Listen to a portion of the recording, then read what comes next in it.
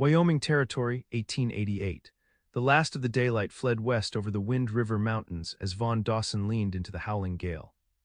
Bitter cold cut through his sheepskin coat, the early December blizzard already worse than anything he'd seen in his 25 years. His horse, Midnight, trudged forward, head down against the onslaught of snow.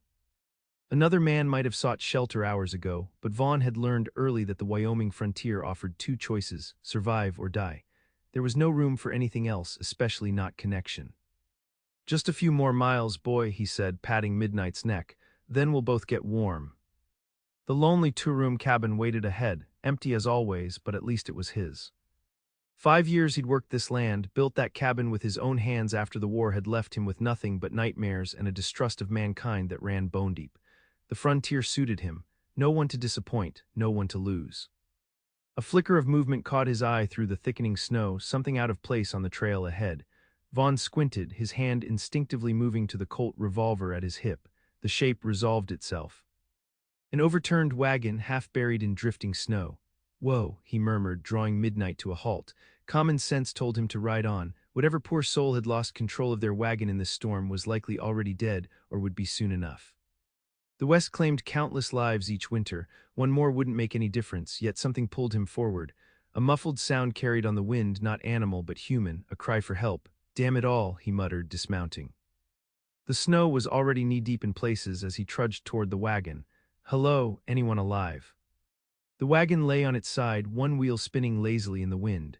Supplies were scattered across the snow, flour sacks, a broken lantern. A woman's trunk burst open with colorful fabrics billowing in the wind. Another cry, weaker this time, came from beneath the wagon's canvas cover. Vaughn drew his knife and slashed through the frozen canvas. Inside, a young woman was pinned beneath a heavy trunk, her face pale as the snow around her. Blood had frozen in her honey-blonde hair and her lips were turning blue, but her eyes, green as summer sage, opened as he appeared. "Help, please," she whispered. "I've got you," Vaughn said, surprising himself with the steadiness in his voice. He lifted the trunk away and reached for her. "Can you move?" She tried to sit up but collapsed with a cry of pain. "My ankle, I think it's broken." The storm howled around them, growing fiercer by the minute. Night was falling fast. They'd both freeze to death if he didn't get them to shelter soon. "What's your name?" he asked as he wrapped her in his spare blanket. "Tabitha Jennings," she replied through chattering teeth. "I was heading to Riverton. To my uncle's ranch." "Well, Miss Jennings, Riverton's still 20 miles north. My cabin's just 3 miles south. We'll head there and wait out this storm." Her eyes widened. "Alone with you?" Despite everything, Vaughn almost smiled. "Ma'am, this blizzard doesn't much care about propriety. It'll kill you just the same." She nodded weakly. "My horse. Broke free or dead most likely. We'll look for him when the storm passes." He lifted her as gently as possible. She was surprisingly light in his arms, this stranger who'd appeared from nowhere on the eve of the worst blizzard in years. "Hold on to me."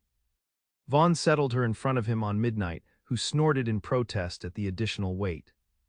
The woman, Tabitha, leaned back against his chest, her breathing shallow. "Stay awake," he said gruffly. "No sleeping in a blizzard." "I know that," she replied, a hint of spirit in her voice despite her condition. "I wasn't born yesterday, Mr. Dawson, Vaughn Dawson." "Well, Mr. Dawson, I may look like some delicate eastern flower, but I was raised on a ranch in Kansas. I know about blizzards." "Then what were you doing out alone in one?" She fell silent for a moment. "I didn't realize how bad it would get. I thought I could make Riverton before nightfall." The wind howled louder, drowning further conversation as they pushed on through deepening snow. Midnight struggled forward, but the reliable gelding knew the way home. Vaughn found himself unconsciously tightening his grip around Tabitha's waist, her warmth against him unfamiliar after so long alone. By the time they reached his cabin, Vaughn could barely feel his fingers. He helped Tabitha down before dismounting, then carried her through the threshold of a home that had never before known a woman's presence. "Not much," he said, setting her gently on his single chair while he lit the lamp and stoked the banked fire in the stone hearth. "But it's solid."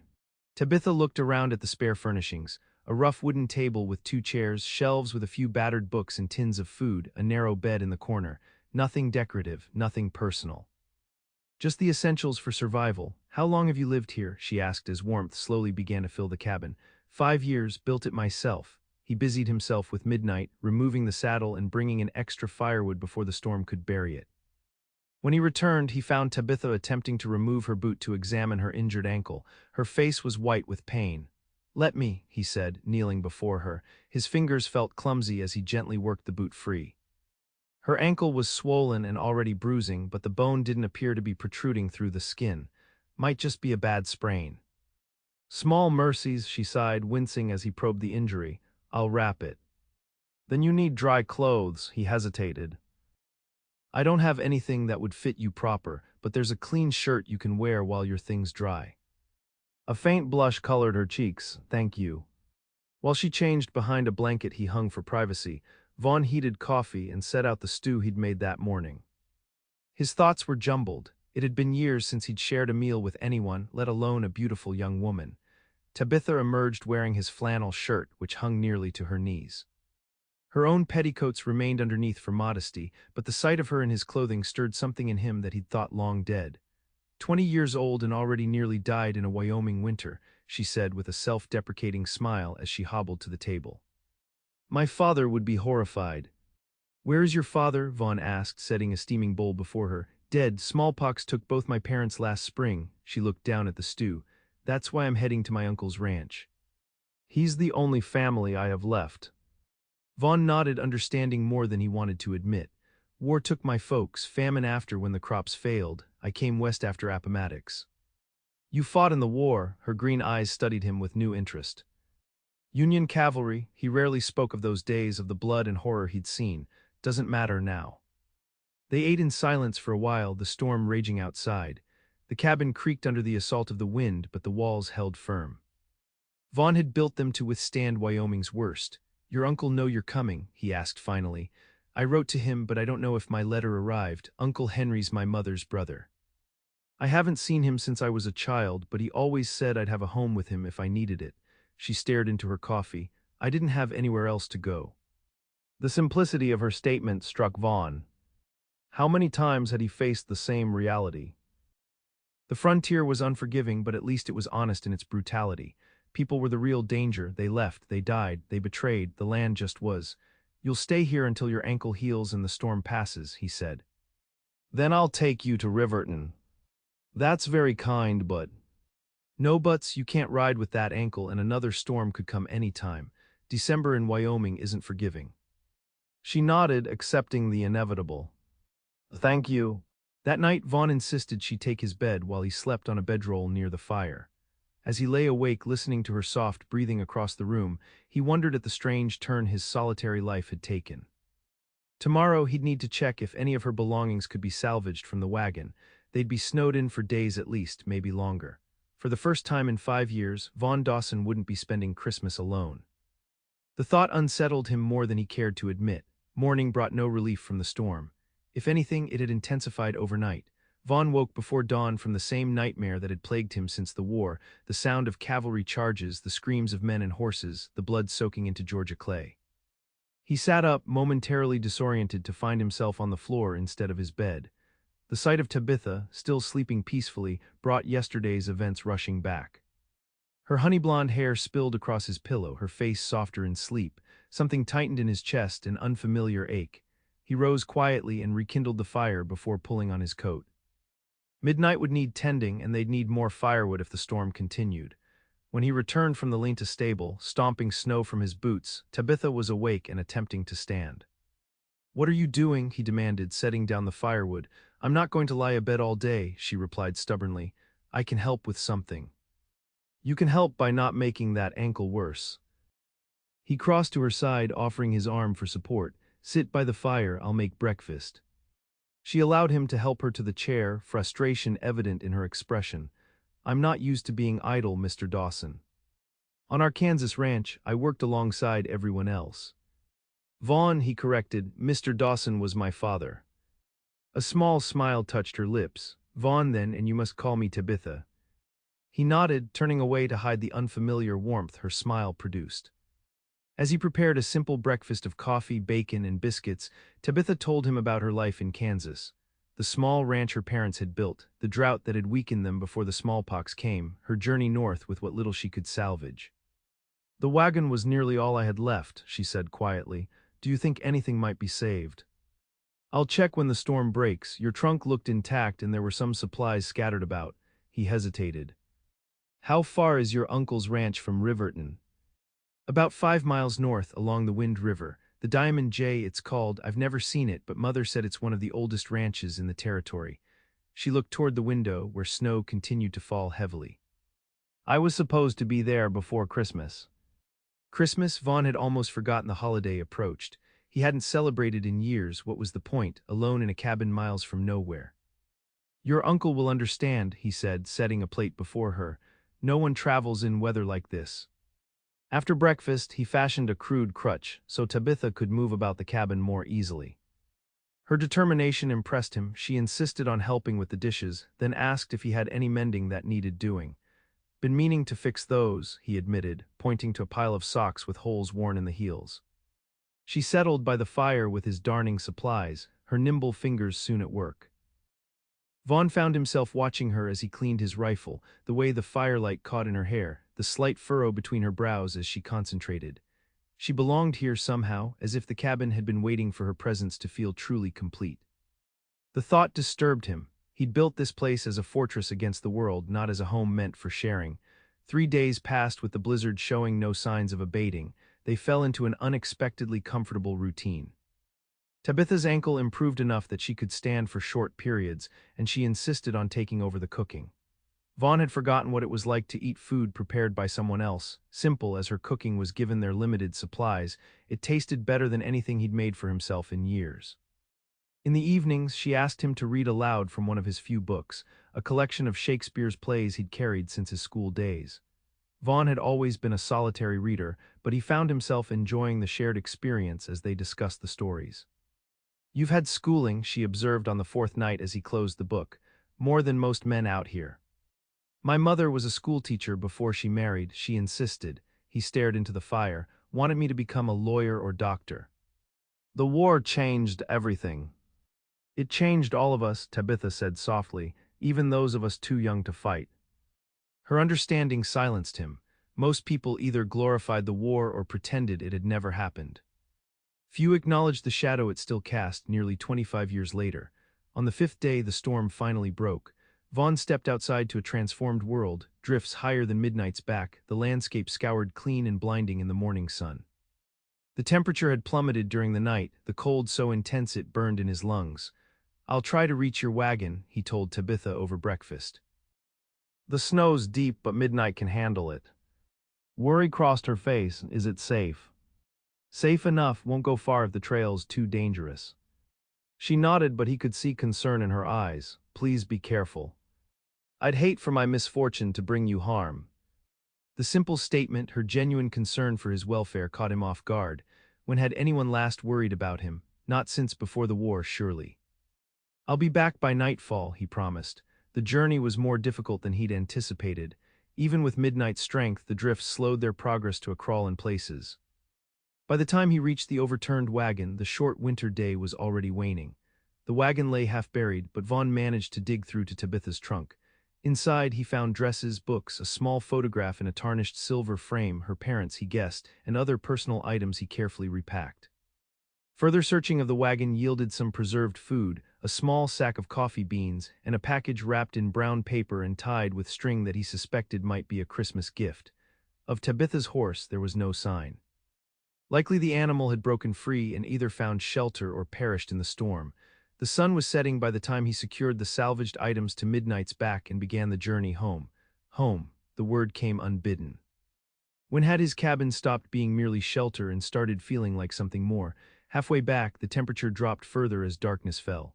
The cold became a living thing, clawing at his face despite the scarf wrapped across his mouth.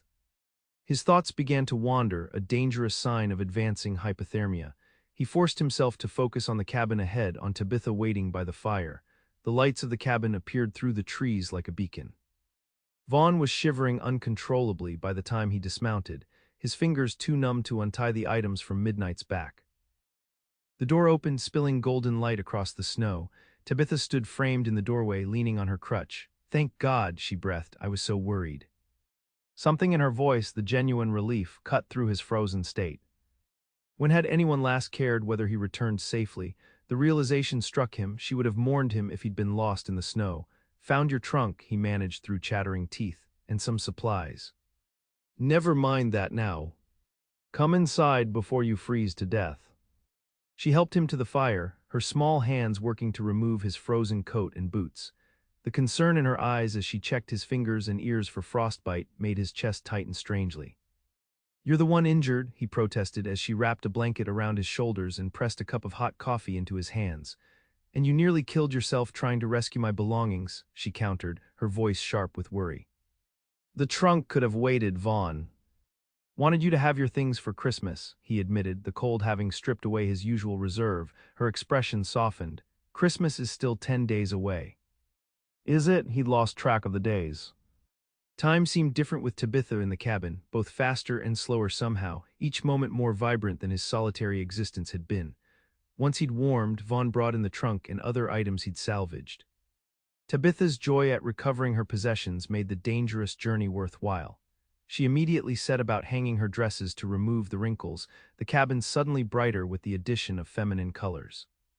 My mother's photograph, she said softly, removing the silver frame from the trunk. I thought it was lost forever. The woman in the picture had Tabitha's same green eyes and gentle smile. Beside her stood a stern-faced man with a remarkable resemblance to someone Vaughn had known. Your father was Harold Jennings. He asked, recognizing the face. Tabitha looked up in surprise. Yes, did you know him? We served together briefly, 3rd Kansas Cavalry. Vaughn shook his head at the strange coincidence. He was a good man. Brave? He never spoke much about the war. She traced her father's face in the photograph. It changed him, Mother said. He came back quieter. War does that, Vaughn stared into the fire. Makes you see things you can't unsee. They fell silent, the weight of shared understanding between them. Finally, Tabitha reached into the trunk and pulled out a small wooden box. I made these before leaving Kansas, she said, opening it to reveal carefully wrapped cookies. They're not fresh, but they should still taste good, to thank you for saving my trunk. The simple offering, these cookies she'd made in another life, before he'd known she existed, touched Vaughn deeply. When had anyone last baked for him? His mother, perhaps, before the war took everything. Thank you, he said, the words inadequate for the emotions swirling within him. That night, as Tabitha slept in his bed and Vaughn lay on his bedroll watching the fire, he confronted an uncomfortable truth. He was growing accustomed to her presence. More than accustomed, he was beginning to need it. The thought of returning to solitude after she left for her uncle's ranch created an emptiness he hadn't expected. The frontier had taught him that attachment was dangerous. People left, they died. Connection meant inevitable pain. He'd built his life around that certainty. Yet Tabitha Jennings had walked into his carefully constructed fortress and with nothing more than her gentle strength and warm smile, begun dismantling the walls he'd raised against the world. The days that followed brought clear, frigid weather. The trail to Riverton remained impassable with snow, giving Tabitha's ankle more time to heal and giving Vaughn more time in her company. They settled into domestic routines that felt strangely natural, as if they'd been sharing the cabin for years rather than days. Tabitha discovered his small collection of books and read aloud in the evenings, her voice bringing the stories to life in a way his solitary reading never had. She told him about her childhood in Kansas, her dreams of someday having her own ranch. In return, Vaughn found himself sharing memories he'd locked away for years, stories of his parents, his life before the war, even some of the lighter moments during his military service. Have you always lived alone? She asked one evening as they sat by the fire. The question was casual, but Vaughn sensed deeper curiosity behind it. Since coming west, he replied, it's simpler that way. Simpler, perhaps, but lonely. He looked at her, surprised by her directness. The frontier's no place for softness, Tabitha. People who need others don't survive long out here. Is that truly what you believe? Her green eyes studied him intently. Because every frontier settlement I've seen survives precisely because people need each other. Barn raisings, cattle drives, harvest help, it's community that tames the wilderness, not solitary men in cabins. Her words struck uncomfortably close to the belief he'd built his life around. Maybe for some, I've done fine on my own. Have you? She asked softly. You've survived, certainly, but have you lived? The question haunted him through the night. Had he been living or merely existing? The cabin had felt sufficient before Tabitha arrived. Now it seemed empty, even with her still in it, empty of what it could be. what it might have been if he'd built it as a home rather than a fortress. 5 days before Christmas, Tabitha declared her intention to bake. She discovered flour and dried fruits among the supplies Vaughn had rescued from her wagon, and she was determined to create something festive despite their limited ingredients. Christmas deserves to be marked even in the wilderness, she insisted when he raised an eyebrow at her preparations. Haven't celebrated Christmas in years, he admitted. Then it's long overdue. Her smile held a challenge. Will you help me? To his own surprise, Vaughn found himself drawn into her preparations. He chopped the dried apples and berries while she mixed dough on his small table. The cabin filled with unfamiliar domestic sounds, her humming Christmas carols as she worked, the rhythmic thump of dough being kneaded, their quiet conversation as they worked side by side. My mother made a fruitcake every Christmas, Tabitha said as she shaped the dough. She insisted it needed to be baked at least 3 weeks in advance and fed with brandy every few days. Fed with brandy? Vaughn asked, confused. Tabitha laughed, the sound warming the cabin more than any fire. You drizzle spirits over it to keep it moist. Father always claimed she used more brandy feeding the cake than he was allowed to drink all year. The simple story, this glimpse into her family's traditions, made Vaughn acutely aware of how empty his own holidays had been. Not just since coming west, but since the war had stolen his family and his faith in humanity along with it. That night, as the spiced cake baked in his cast-iron Dutch oven nestled among the coals, the cabin felt different, warmer. More alive, Tabitha had transformed it from mere shelter into something that resembled a home, however temporarily. The realization both comforted and terrified him. 3 days before Christmas, the temperature rose enough to begin melting the deepest drifts. Vaughn knew the trail to Riverton would soon be passable. Tabitha's ankle had healed enough for her to walk without the crutch, though she still moved carefully. I should be able to take you to your uncle's ranch within the week, he said over breakfast, the words tasting bitter in his mouth. Something flickered across her face, disappointment, or was he merely projecting his own reluctance to see her go? Yes, I suppose it's time, she agreed, looking down at her coffee. Uncle Henry will be worried if he received my letter. An awkward silence fell between them, heavy with unspoken words. In the 2 weeks since he'd found her in the overturned wagon, Tabitha had become essential to his days in a way Vaughn hadn't believed possible. The thought of returning to solitude after she left filled him with a dread he couldn't articulate. I should check the trail, he said abruptly, rising from the table, see how much it's melted. Outside, the crisp air cleared his head somewhat. Midnight whickered a greeting from the Linta stable as Vaughn saddled him. The gelding seemed to enjoy Tabitha's presence as much as he did. She'd taken to feeding the horse apple cores and speaking to him in the same gentle voice she used when reading aloud. Vaughn rode north toward Riverton, testing the depth of the snow. The main trail remained deeply drifted in places, but another day or two of warmer weather would make it passable. By Christmas Eve, he could likely get Tabitha safely to her uncle's ranch. The thought brought no satisfaction. Instead, he found himself searching for reasons to delay. Perhaps another storm was brewing, or the river crossing might be dangerous with spring melt. Any excuse to keep her at the cabin a few days longer. You're a fool, Dawson, he muttered to himself. She's not meant for you. Yet who was she meant for? Some rancher's son in Riverton. A townsman with clean fingernails and store-bought clothes. The thought of Tabitha married to another man sent a spike of jealousy through him, so intense it nearly took his breath away. When had she come to matter so much? Vaughn returned to the cabin with no answers, only the certainty that the inevitable parting would be harder than he'd imagined possible 2 weeks ago. He found Tabitha outside hanging laundry, her honey-blonde hair gleaming in the winter sunshine. The trail's clearing, he said, dismounting. Another day or two and we can make it to Riverton. Just in time for Christmas, she replied, but her smile seemed forced. How convenient. That evening they sat beside the fire as usual, but the easy companionship of previous nights had been replaced by an undercurrent of tension. Tabitha mended one of his shirts while Vaughn cleaned his revolver, the familiar task requiring less concentration than he pretended. Will you return to Kansas someday? He asked, breaking the silence. After visiting your uncle. She considered the question, her needle pausing. I don't think so, there's nothing left for me there. Uncle Henry's ranch represents a fresh start. She glanced up at him. What about you? Will you stay here always? Never thought much about leaving, he admitted. Built this place with my own hands. Put down what roots I have here. Alone, the question hung between them, loaded with meaning. Vaughn set down the revolver parts. Always figured that was safest. Safest isn't always best, her eyes met his unwavering. The war taught you to guard yourself, Vaughn, I understand that. My father came home the same way, afraid to care too deeply because he'd seen how quickly everything could be lost. And you think he was wrong? Vaughn asked, defensive.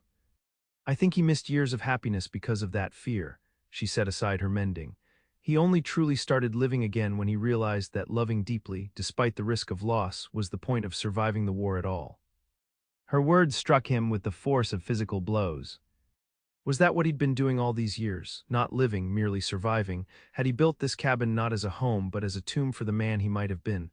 Some wounds go too deep to heal, Tabitha, he said quietly. Only if you never give them the chance. She rose and crossed to his chair, then did something that shocked him. She gently touched his face, her palm warm against his cheek. The simple human contact nearly undid him. How long had it been since anyone had touched him with tenderness? Good night, Vaughn, she said softly, and then she was gone, retreating to his bed while he remained frozen by the fire, his skin still burning where her hand had been. Sleep eluded him that night. Vaughn lay awake on his bedroll, listening to Tabitha's soft breathing across the room, his thoughts in turmoil. Tomorrow, if the weather held, the trail would likely be clear enough to travel. He would saddle midnight, place Tabitha before him as he had that first night, and carry her away from his cabin, away from him, forever. The thought was unbearable, yet what alternative did he have?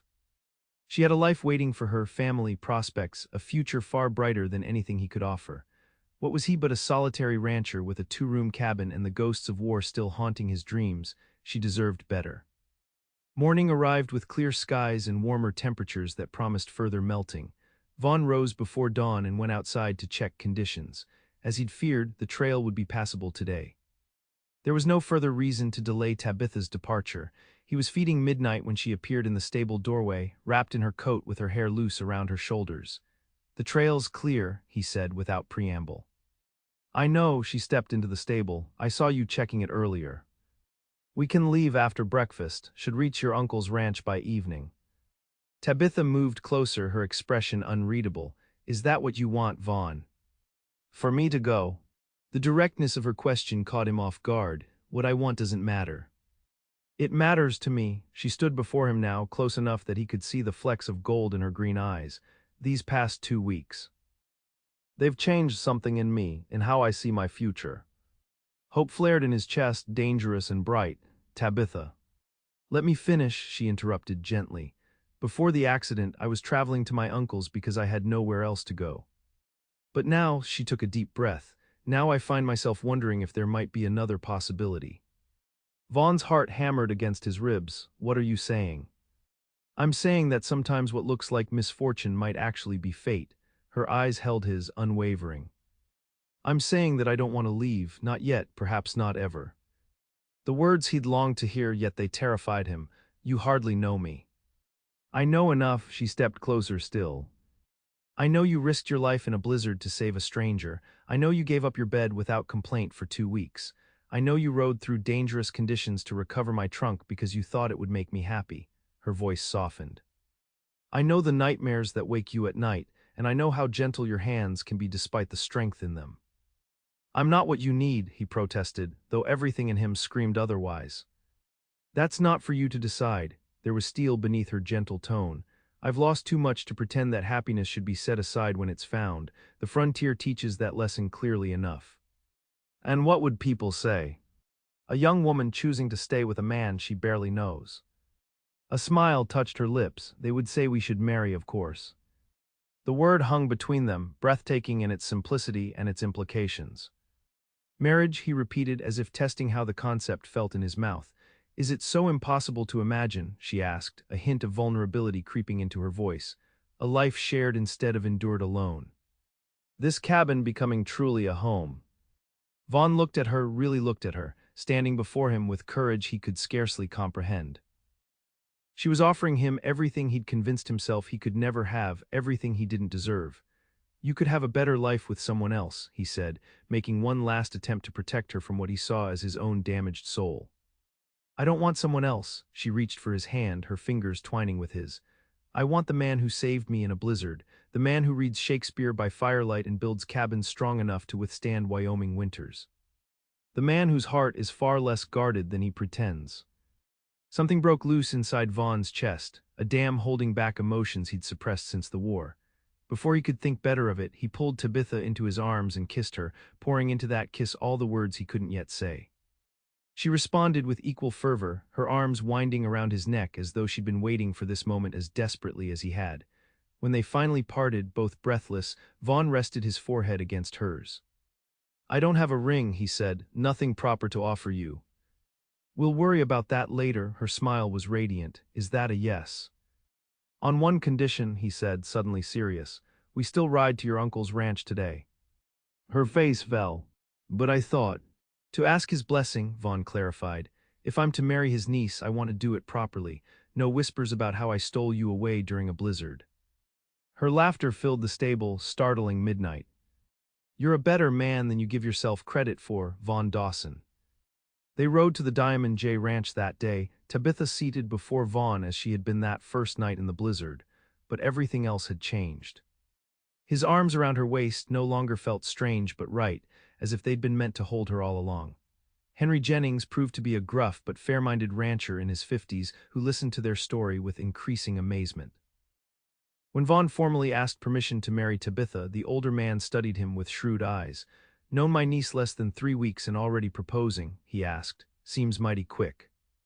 "The frontier doesn't always give us the luxury of time, sir," Vaughn replied steadily. "But I swear to you I'll spend the rest of my life making her happy, if she'll have me." Henry looked to Tabitha, who stood with her hand firmly in Vaughn's. "This truly what you want, girl?" "You barely know him." "I know everything that matters," she answered with quiet certainty. "He's a good man, Uncle Henry, the best I've known." The older rancher snorted, but his eyes had softened. "Your mother always said you had her same headstrong spirit. Seems she was right," he sighed heavily. "Well, if you're determined to marry, might as well do it proper. We'll have the ceremony here on Christmas Day. The pastor from Riverton is coming for dinner anyway." And so it was that on Christmas morning, 1888, Vaughn Dawson stood before a small gathering at the Diamond J Ranch and took Tabitha Jennings as his wife. She wore a dress of deep green that matched her eyes, with a wreath of pine and winter berries in her honey-blonde hair. Vaughn had traded his best horse for a simple gold band in Riverton the day before. As they exchanged vows, snow began to fall again outside, not the deadly blizzard that had brought them together, but soft, gentle flakes that promised renewal rather than destruction. "I never thought I'd find a home again after the war," Vaughn said quietly as they stood before the ranch house fireplace, newlywed and still marveling at the swift turn their lives had taken. "I built that cabin as a place to survive, not to live." "And now," Tabitha asked, her fingers entwined with his, "now I know the difference." He touched her cheek gently. "You changed everything, Tabitha. Every belief I had about what was possible for me." She smiled up at him, love shining in her eyes. "Perhaps that blizzard wasn't trying to kill me after all. Perhaps it was carrying me exactly where I needed to be." 5 years later, the cabin that had once stood as a monument to solitude was unrecognizable. Vaughn had added 3 additional rooms, including a nursery for their son Harold and the daughter who would arrive in the spring.